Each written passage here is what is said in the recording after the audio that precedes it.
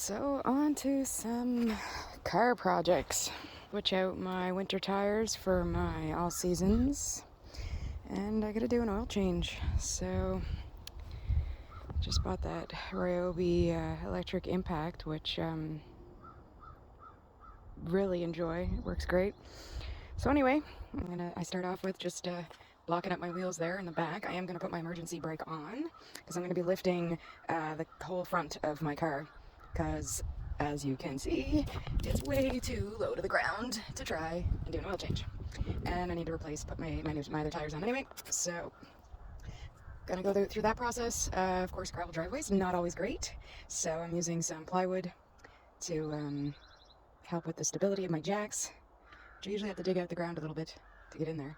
But yeah, so my lug nuts are 19 mil, and for the oil change, you're gonna need a 32 mil socket. And the black flies are out like crazy, so this should be fun. Emergency brake is on. I'm digging up the earth.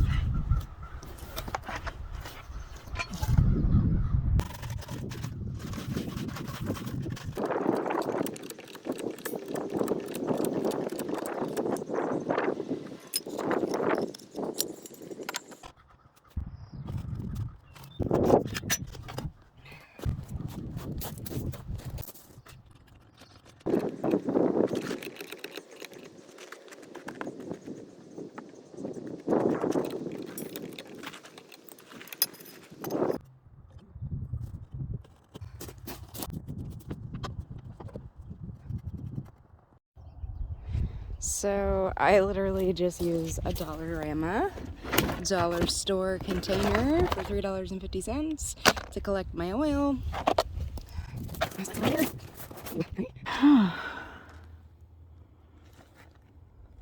Just put these winter tires on beginning of the winter, and how terrible these riders have gotten over just this winter. Like, they weren't all that great, but they weren't this bad. And I'm realizing my tie rod's looking pretty bad too. So extra things that get to be done at some point, I guess. So anyway, I'm just trying to line up this bucket, the alternator, and just below the alternator, you're gonna see this wonderful 32 mil jut out. That's the container basically that holds on to the filter cartridge for the oil filter. And as you can see, like, there used to be a trough here, and it rusted off, which is interesting. Gonna get the 32 mil socket there, which is interesting because that's the same socket that works on your axle nut.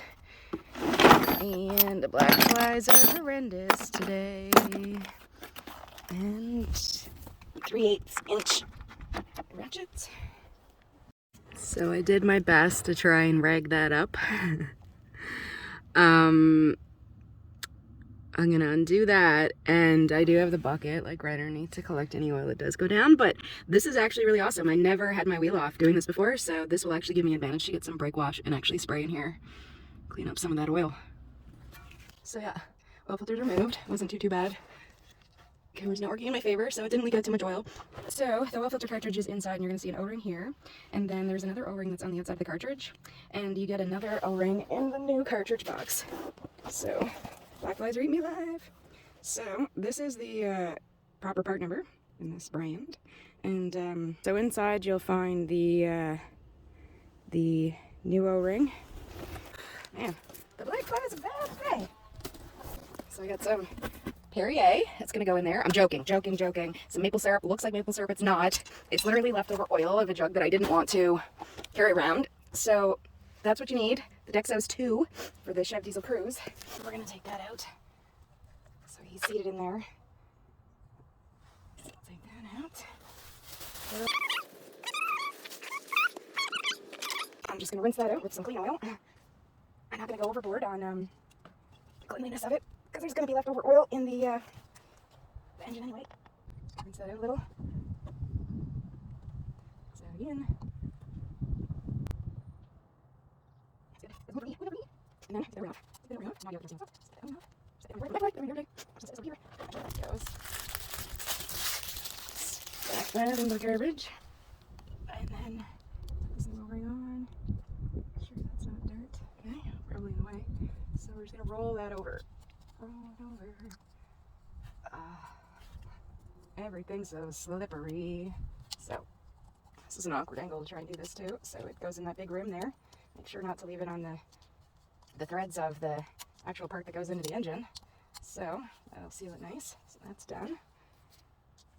And the oil filter. Nice and clean. We'll pop that guy on. See, it's got its own O-ring on the top. So make sure that clicks. And now I'm going to screw that back in a second, actually, because I'm going to put a little bit of oil in there. I put too much because it's got to go in on a crazy angle in there. I don't want to pour the oil everywhere, so that's probably good, like a quarter of a cup.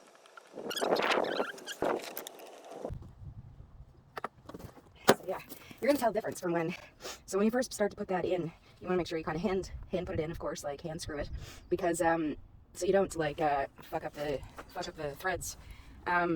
So you know, you got to put it almost in on horizontal, and then you'll feel it'll get in the groove right.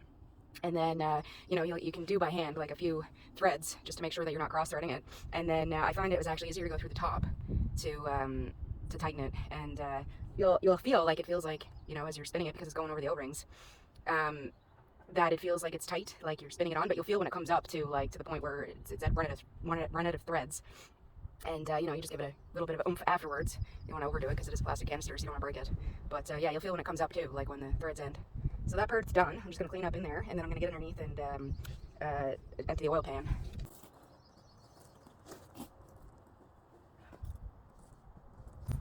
So there's not a lot of room in there. Use the leverage of a wrench. So that's still draining.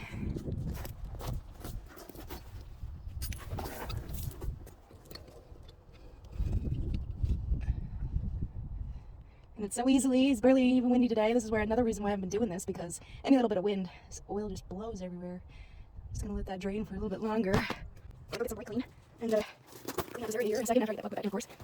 Yeah, so I also had loosened this guy up at the beginning, so that way there's no airlock that allows the oil to flow out when it's being drained there.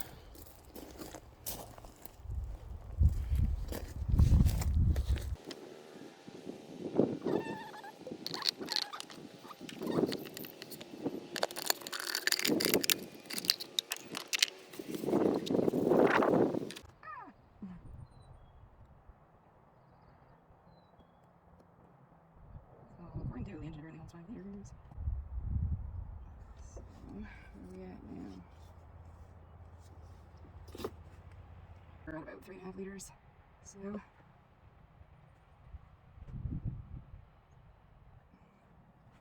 leave it at that for now while I put my tires on. Little cheeseburger.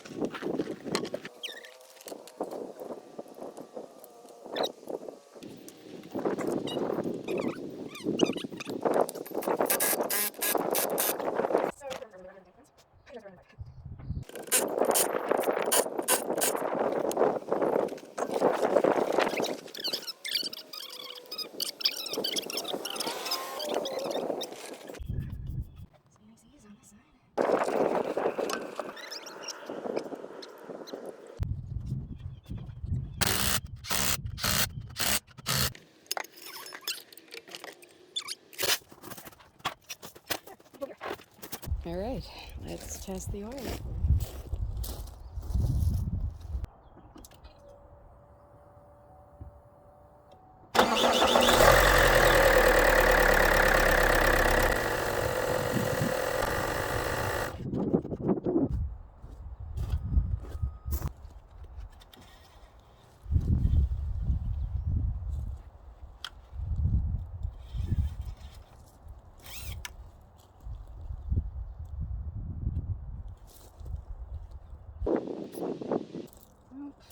I have black flies in my eyes, but you know, it's showing up halfway on that dipstick. So.